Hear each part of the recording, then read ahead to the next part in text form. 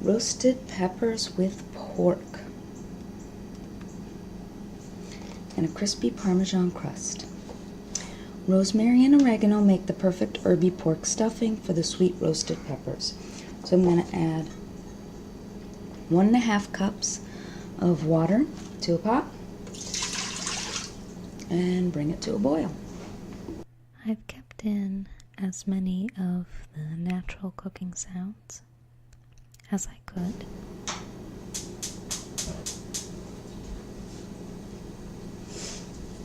I have also turned the oven up to 400.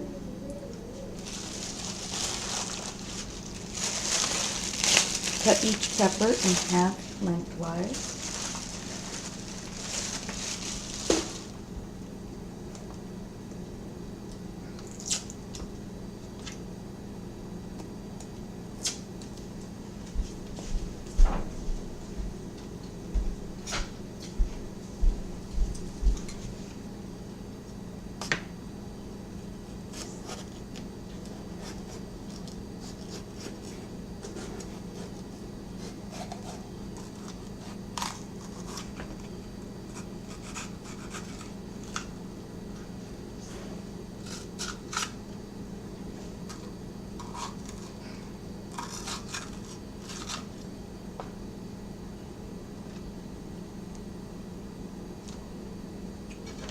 Remove the core and white part. So, since I need to record cooking when I cook for dinner, it means there are a lot of family noises in the background, which I've removed when they got too loud. I'm just splitting the peppers, and then I'm going to mince the shallot and garlic, and then strip the rosemary leaves from the sprig and chop those. So this recipe calls for 12 ounces of ground pork, 1 cup of couscous, 2 red bell peppers, 1 sprig of rosemary, 2 cloves of garlic, 1 shallot, 1/4 cup of panko, 1/4 cup of Parmesan cheese, 1 teaspoon dried oregano, 1 vegetable stock cube, and 4 teaspoons of olive oil. For Christmas, I got this silly tool right here, which I sort of poo-pooed at the time, but it's actually a great little device. You fill it with olive oil and then you pump it up to put air in there, and then you can spray it like any other cooking oil spray. So I can use my olive oil. I'm coating each pepper in olive oil, and now I'm going to get the salt and the pepper to season them. I just poured a little bit of salt into my hand. I used kosher salt, and now I'm just going to spread the salt over the peppers and then grate some pepper on top. I lightly greased the baking sheet, and now I'm going to bake it for 15 minutes. That's 1-5, or until softened, at 400 degrees. And then taking out the shallot and the garlic.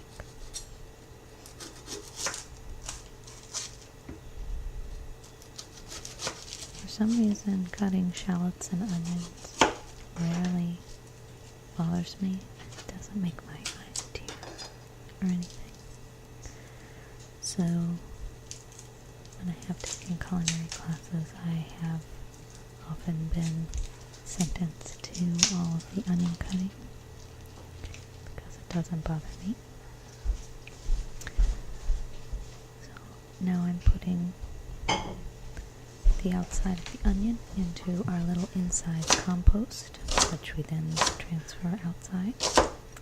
It's actually an old, not, well, pretty old now, but a coffee.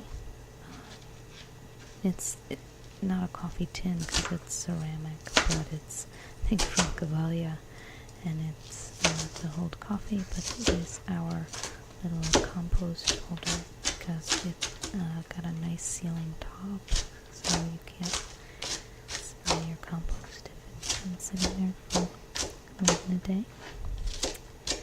So just chopping up the shallots.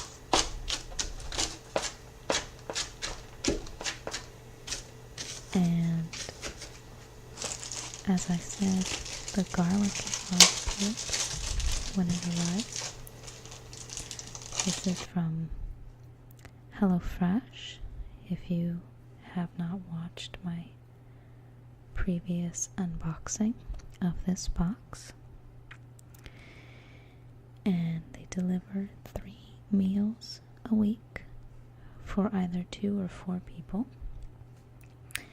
I am absolutely loving this service.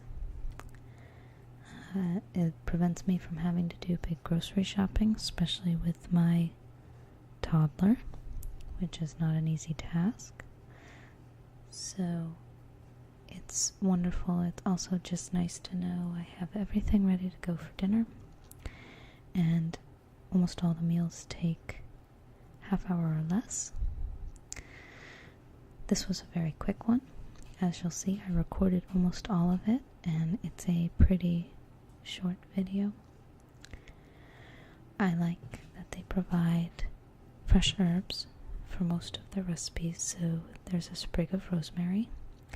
I'm just pulling off the different sprigs, and then I'm going to chop those. They say roughly chop. I really would like to grow rosemary in my backyard, but although it grows like a bush for many people, down here in my area, I can't find a place in my yard that it likes. So that is my pot of boiling water that I have added a bouillon, actually half a bouillon cube to. Is that right? I think it was half a bouillon cube. Actually, it says here 1 vegetable stock cube, so I think I was thinking of a different recipe, so this does take a whole vegetable stock. And I was going to go pour the couscous in, but the bouillon cube was not entirely big enough, so I just broke it up with a spoon. Now, I'm going to pour in the couscous.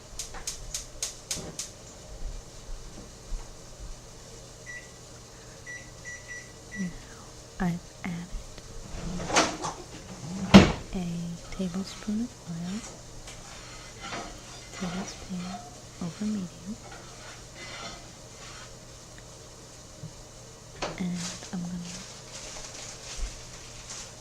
put in the garlic shallots after I add this couscous to the other pot. I'm going to take it off the heat, cover it, and just leave it alone. It is not a revolutionary couscous cooking method. I make couscous a lot with just a bouillon cube in it, but it actually is really tasty. Just with a bouillon cube, and it's so easy. Compared with the rice or other grains, it's done in 15 minutes, 10 minutes, depending on how much you're making. I love couscous. And again, I made the mistake of cutting everything on the cutting board. So I had to remove the rosemary because that doesn't go in yet.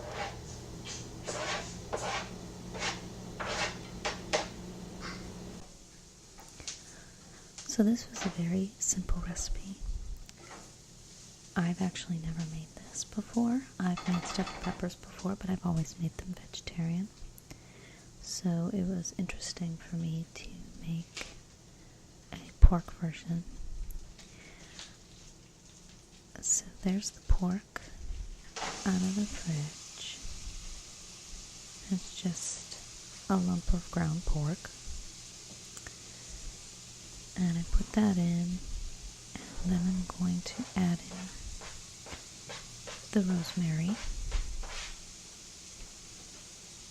from my cutting board. I'm going to break up the pork. And I really did like this recipe. I will admit that I added some more spice. You may completely disagree with my spice choices, but for me, what sounded good with pork was a little bit of cinnamon and a little bit of nutmeg, and that went along with the rosemary and the oregano, which I forgot to add until a little bit later. So cook the pork until it is cooked through, no longer pink, after seasoning it with salt and pepper. Now the couscous is all done. So now while the pork is cooking, I'm going to combine in a small bowl the packet of panko and the Parmesan cheese with a drizzle of olive oil. And as I've said, for other HelloFresh recipes, there's always been one little thing that really made the recipe, and usually it's something I've never done before. So for this one, I've made stuffed peppers before. They were okay. This little addition of panko, which I've never used before.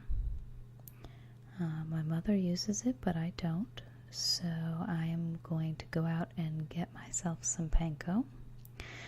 Combination of panko, Parmesan cheese, and a drizzle of olive oil. Mix them together and just sprinkle that on top of the pork mixture that goes onto the peppers. It was absolutely delicious. It gave a little bit of crunch to it, which is something as a child my grandmother loved to make stuffed peppers. My mom likes to make them too, and I hated them because I really don't like the consistency of overcooked, what I consider overcooked peppers. So I don't want my peppers to be totally soft and kind of slimy, and I feel like green peppers especially can get that way very easily. So there's my panko and Parmesan, a little bit of oil.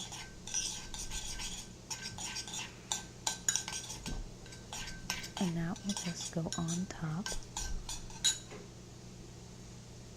of the peppers. So there I'm showing you the oregano that I forgot. I didn't realize that's what that packet was. Usually their herbs are fresh, so I wasn't looking for dried herbs. And I just added that into the pork. I actually cut part of the editing, but I added the oregano long before the pork was done. So the oregano did get to cook in there. So now I'm just adding the pork mixture into the red peppers. And it's interesting because every time I look at these recipes, even looking at them in the cooking video, it seems like it's not enough food. but it's always more than enough.